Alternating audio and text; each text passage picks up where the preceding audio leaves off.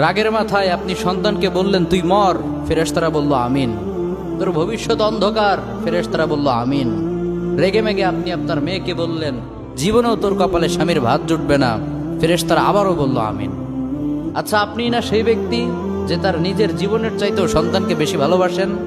আপনি না সেই ব্যক্তি যে তার সন্তানের জন্য হাসতে হাসতে নিজের জীবনটাও দিয়ে দিতে পারেন?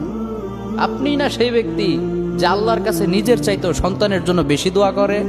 তাহলে কি করে নিজের হাতে নিজের সন্তানের এত বড় ক্ষতি করতে পারলেন? Doesn't make any sense. Common sense বলতে কিচ্ছু নাই আপনাদের? আপনারা কি জানেন না আপনাদের রাগের মাথায় বদদোয়া করাগুলো ফেরেশতারা আমিন বলে?